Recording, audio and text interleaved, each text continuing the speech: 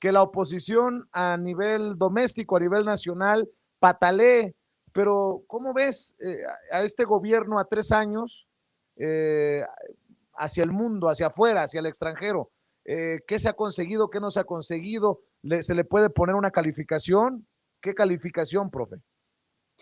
Pues mira, querido Vicente, yo le pondría un 9.5 y el punto 5 que falta, y mira que soy profesor, es por todavía ver los infiltrados que hay en el movimiento, porque el PAN está de rodillas, Vicente, pero muchos panistas no, muchos panistas ya saltaron a Morena y hay que advertir que aunque hay que tender puentes porque el gobierno gobierna para todo el mundo, hay que evitar que traidores, y que ya abiertamente lo demostraron gente como Germán Martínez, que acabas de hablar de él, gente como Lili Telles y tantos otros personajes mezquinos, bueno, sin ir muy lejos, ¿no? El yunquista que quiso ser candidato a gobernador de Durango, por no mencionar su nombre, pero me puedo espinar si lo digo. Hay que cuidar ese tipo de cosas, pero en lo que al presidente compete, mira, en materia de geopolítica, armonizamos relaciones con Canadá, normalizamos y se mejoraron los programas laborales, temporales, para migrantes que necesitan trabajo fuera de nuestro país.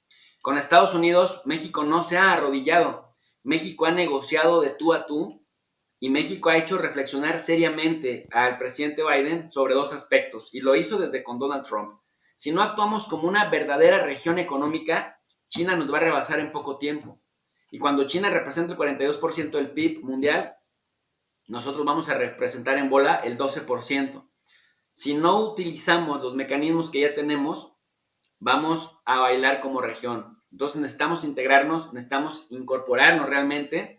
Y bueno, esto que propuso también el presidente López Obrador frente a Estados Unidos en su reciente visita a la Casa Blanca, el hecho de que México va a estar de cerca observando el proceso de la reforma migratoria a la que se están encaminando los esfuerzos en este momento de la administración Biden. Entonces, México no está actuando como un país subordinado. López Obrador está capitalizando ese 7 de cada 10 personas que lo apoyamos, ese 70% de apoyo que de manera consistente, y me parece que le siguen escatimando apoyo los encuestadores, pero que es altísimo a estas alturas del partido, altísimo. Y hacia América Latina, México se ha convertido en todo un referente, y hoy lo dijeron los expresidentes de Ecuador, de Brasil, pues en este caso de España, de Paraguay, y también lo dijeron los presidentes de Argentina, de Bolivia y la vicepresidenta de Perú. México está convertido en un verdadero referente. Y me maravilla mucho este encuentro, para responder a tu pregunta, Vicente, porque me preguntas que cómo veo.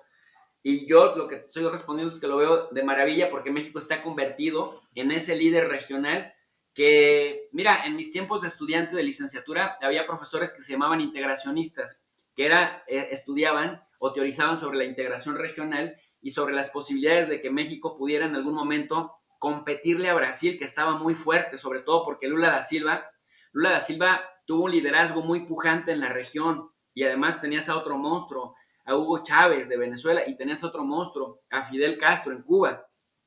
Y aún así, bueno, finalmente México, pues nosotros teníamos, mientras ellos tenían a esos personajes, nosotros teníamos a puro sátrapa, a Fox, a Calderón y después a Peña. De tal suerte que México no pintó, no figuró. Ahora tenemos a la inversa. Brasil tiene un sátrapa como Bolsonaro, Argentina tuvo a Macri y México tiene a López Obrador. Y en ese sentido se logró darle la voltereta. El presidente López Obrador en dos sentidos ha ido construyendo un andamiaje muy interesante, Vicente, como es mantenerse en contacto directo como líder de América Latina y abogar por la región de América Latina, también pensando en el CELAC. La CELAC, Vicente, es muy importante porque no solamente se propone como esta estructura en donde los mandatarios se reúnen cada cierto tiempo y se la pasan bomba, ¿no? Y se van a chupar y se van a un buen hotel y se organizan cenas con canapés y toda la cosa en diferentes países de América Latina. No, está pensada como una estructura que coadyuve a la integración regional latinoamericana y caribeña y que sustituya a la OEA. Ese es un mensaje brutal hacia Estados Unidos, de que no nos veas más como subordinados y no nos veas más como tu patio trasero, sino como sujetos políticos colectivos con los que debes aprender a lidiar con respeto. a sus soberanías y a sus constituciones. Y en segundo lugar, me encanta la idea de que se acerque a otros expresidentes que ya vivieron en sus países las experiencias que nosotros estamos viviendo del 2018 para acá. A López Obrador le enriquece mucho sentarse a platicar con Correa, le enriquece mucho platicar con Lula, le enriquece mucho platicar con Dilma Rousseff, recibir asesoría del mismísimo Evo Morales, porque algo que nos hemos preguntado, Vicente, y que ya lo vimos en América Latina, ¿qué va a pasar cuando López Obrador no esté en México? ¿Qué va a pasar cuando se vaya? ¿Qué va a pasar cuando deje la presidencia? ¿Qué va a pasar cuando venga Marcelo o venga Sheinbaum o venga... Ya vimos esa película en Sudamérica y en Centroamérica. Entonces, el hecho de que se reactive el Grupo de Puebla y que sea muy sólido y que en 2 años de vida ya sea toda una realidad, me parece muy importante porque van a cruzar experiencias, van a cruzar conocimiento y espero que también compartan en dónde identifican ellos los errores que han cometido para permitir que regrese la derecha cada vez más reaccionaria a sus diferentes países. Y esto me parece que va a ser oro molido. ¿Qué es lo que vemos con México? Que México ha sabido sobrellevar el tema de la pandemia. México ha vacunado a más personas que cualquier otro país en América Latina, solo por debajo de Chile, pero si vemos la diferencia en términos de poblaciones, pues bueno, México, por otro lado, liderando el Consejo de Seguridad, Vicente como miembro no permanente, al que por cierto accedió con una votación histórica, nunca se había votado tanto por un país como esta ocasión en la que México fue votado el año pasado, México liderando la CELAC, México en buenas relaciones con China, en buenas relaciones con Rusia, a pesar de que muchos dicen que el embajador o el representante de Rusia en el Consejo de Seguridad criticó muy fuerte el discurso o la propuesta de López Obrador, lo cierto es que hay armonía de buenas relaciones tanto con Rusia como con China. Y bueno, pues al interior hemos estado viendo en el contexto del tercer informe, que se cumplen 3 años de un sueño que parecía muy lejano para muchos, que es el desempleo que ha ido reduciéndose a pesar de la pandemia tan tremenda. El empleo, por lo tanto, va para arriba. La inversión extranjera directa e indirecta también va para arriba.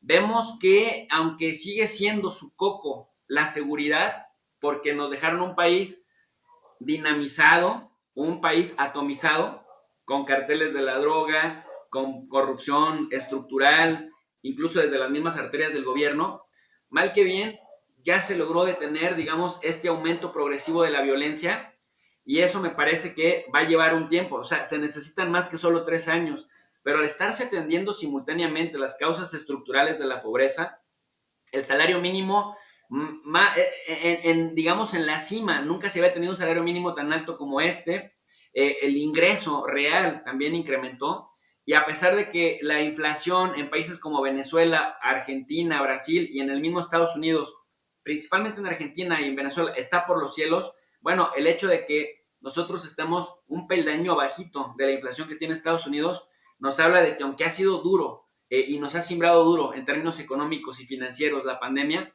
pues también México ha sorteado con mucha responsabilidad ese rubro, querido Vicente. Así que en cuanto uno empieza a evaluar y ver los equilibrios de lo que se ha hecho en política internacional y en política interna, pues nos damos cuenta que ha habido un muy buen trabajo. Es decir, pian pianito, pero la cosa va cambiando y va cambiando estructuralmente, que son los cambios que más tardan en materializarse. Muy bien, pues qué interesante siempre escuchar el análisis que haces, profe. Cerremos invitando a la gente a tu canal, en donde seguramente seguirás con el análisis, con el desmenuzar estos temas para la audiencia de tu profe de RI. Pues muchas gracias, Vicente. Quiero invitar a la gente a que nos sintonicen el canal de tu profe de RI. RI significa Relaciones Internacionales, en donde tenemos clases, sesiones como en la universidad de geopolítica de organismos internacionales. Analizamos los escenarios regionales y tratamos de regalarle a la gente una lectura. En la descripción de cada video ponemos el link, la gente le hace clic y automáticamente les aparece el PDF para que la gente profundice sobre el tema en el que estamos explicando. Hoy, por ejemplo, abordamos ampliamente los alcances, los límites y pues lo que fueron cada uno de los participantes en el grupo de Puebla. y bueno, estos equilibrios regionales que hay en América Latina y estos aires de esperanza de que un mundo diferente es posible y de que pues también hay grupos dentro de las élites políticas, hay grupos que tienen preocupaciones centrales en el pueblo. De esto y más hablamos generalmente en el canal de Tu Profe de Rey y te agradezco como siempre, Vicente, que nos des un espacio para que la gente nos conozca. Porque oye, Claro, como claro. decimos, somos el canal que la gente necesita, pero que todavía no sabe que existimos. Pues ya lo sabe, el día de hoy, las más de 16,000 personas conectadas en nuestras trincheras, mi querido profe. Te mando un abrazo, Jesús, y estamos al pendiente. Abrazo fuerte, Vicente. Muchas gracias. Cuídate, buenas noches. Y bueno, ya